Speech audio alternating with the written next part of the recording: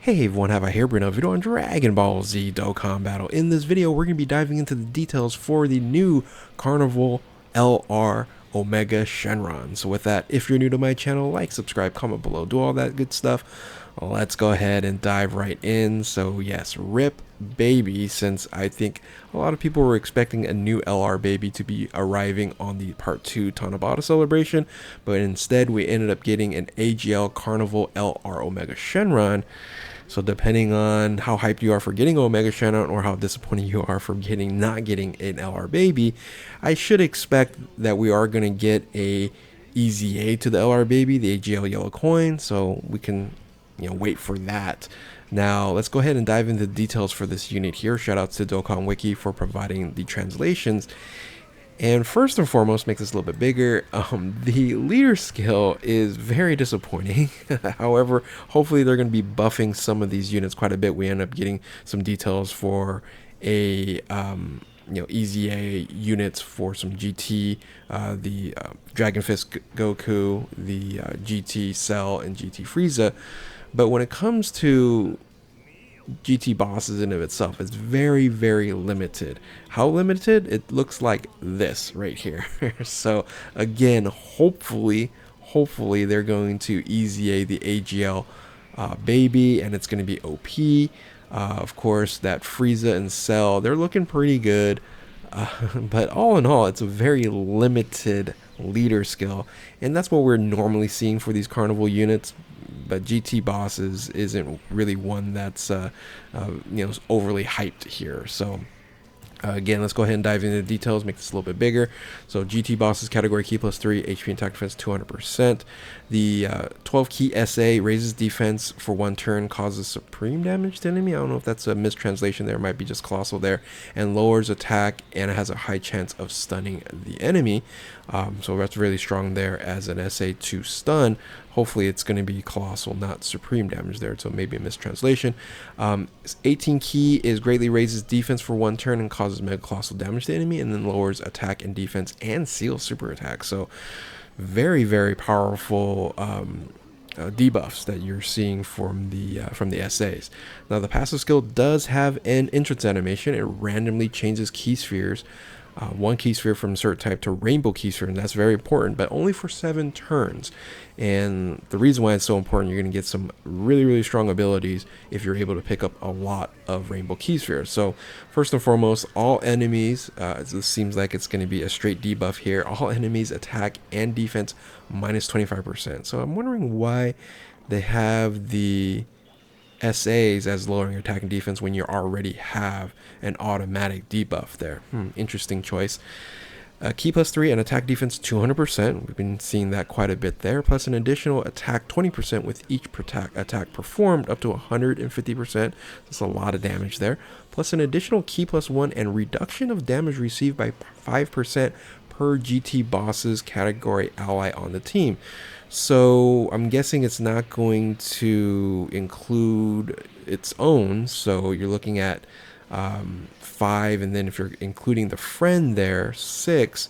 It looks like a 30% damage reduction if you're running a full GT bosses, which is very strong.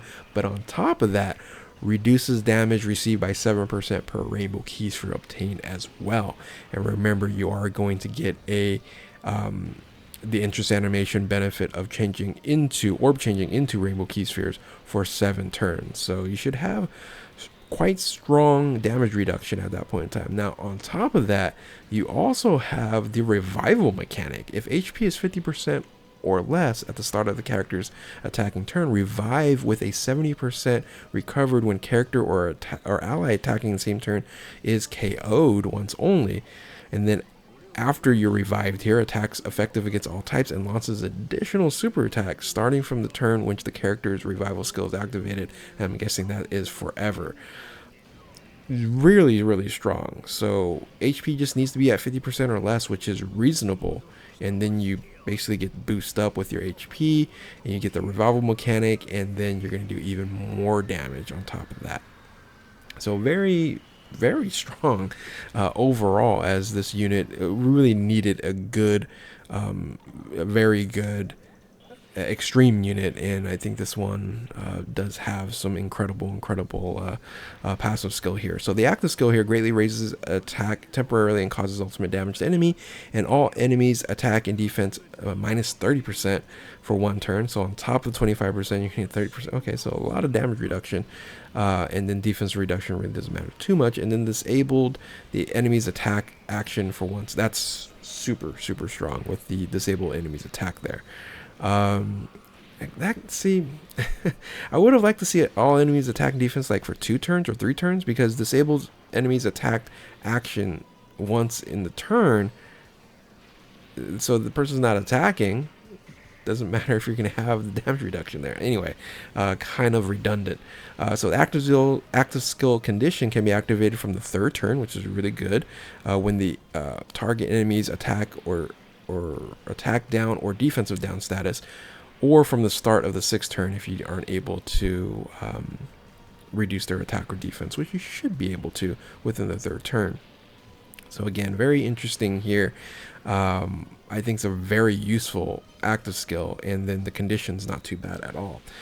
So links here are Brutal Beatdown, Big Bad Bosses, which is great, GT, Fear and Faith, Shadow Dragons, Fierce Battle, and Legendary Power. Okay, so let's look at the categories. Categories is going to be Shadow Dragon Saga, Full Power, Transformation Boost, Inhuman Deeds, Power Absorption, Powerful Comeback, GT Bosses, and Battle of Fate. I'm going to do a full breakdown on this unit later on, so I can like do some like team builds and things of that nature. I'm trying to look at, you know, how this is going to operate here. You know, I think you're going to have to run this unit with a bunch of GT bosses, just because of that extra 5% damage mitigation for an ally on a team. However, with that 7%, that you can pick up, and you can pick up maximum at 5, but generally you're going to be doing like maybe 3, possibly 4. So on average, 21% damage reduction. On top, if you have a full team, another 30, so over 50%. Yeah, this is going to be a strong unit, and then you also have the revival mechanics. So interesting seeing what this team is going to look like and play out. But I think overall they did a pretty good job. I'm going to look at the units again. So yeah, it's just really, it's going to be dependent on how good they're going to make the yellow coin baby, if this team is going to be viable, because the Super 17, you know, you're going to run that possibly on a rotation with Super. No, I don't know. The problem is it just doesn't like fully link up very well. You're going to have GT on there, Big Bad Boss. Yeah, the baby's going to be a very important unit. Hopefully they make them just extremely good, because the other Omegas, you know, they're not going to link because of the same name, because Physical Omega would be pretty good on this team. Maybe just run them as a floater in the position there, and the Shenron could be interesting. I don't know. But overall, I think they did a good job. This was surprising to say the least. I would say that we ended up getting this unit versus baby. And tell me what you guys think. Do you guys like the passive skill? Do you guys like the setup here?